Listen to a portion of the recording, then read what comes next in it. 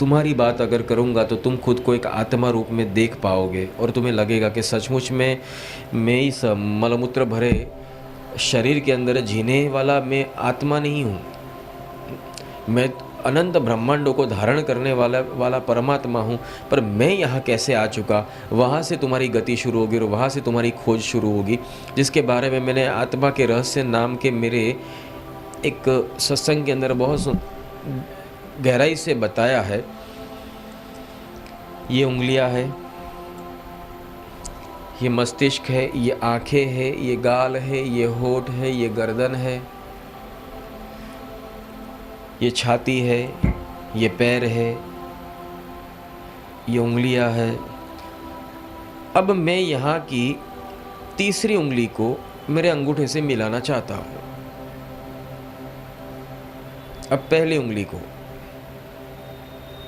अब इस हाथ में, ये हाथ में, तत्पश्चात आखिरी उंगली में, उसके बाजू वाली उंगली। देखो ये मैं जहाँ 1 सेकंड में सोचता हूँ उसके साथ तो हाथ ने काम कर दिया।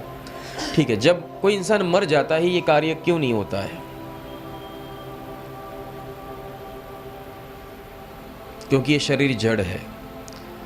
तुम्हारी सोच समझ रूप ये जीवात्मा अंदर प्रवेश कर गया था, इसलिए ने उसने जो चाहा सो किया, परंतु ये है तो जड़। इसी तरह से ब्रह्मांड है, ये जड़ है। अगर तुम्हारी आत्मा इस ब्रह्मांड में प्रवेश कर जाए, मतलब इसको कैप्चर कर ले, तो तुम इस ब्रह्मांड को भी चला सकते हो, बशर्ते तुम इस सामान्य पिंड में प्रवेश कर चुके हो, तो इसलिए तुम इसको गवर्न कर रहे हो। इसी तरह से तुम्हें ब्रह्मांड में प्रवेश करना है और ब्रह्मांड में प्रवेश करके ब्रह्मांड को गवर्न करना है।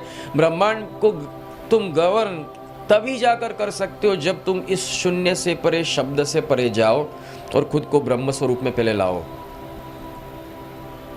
और फिर ब्रह्मांड को कैसे गवर्न किया जाए उसका विज्ञान तुम्हें पढ़ना पड़ेगा। वो अभ्यास तुम्हें ऊपरी जगत में मिलता है, यहाँ नहीं मिलता है।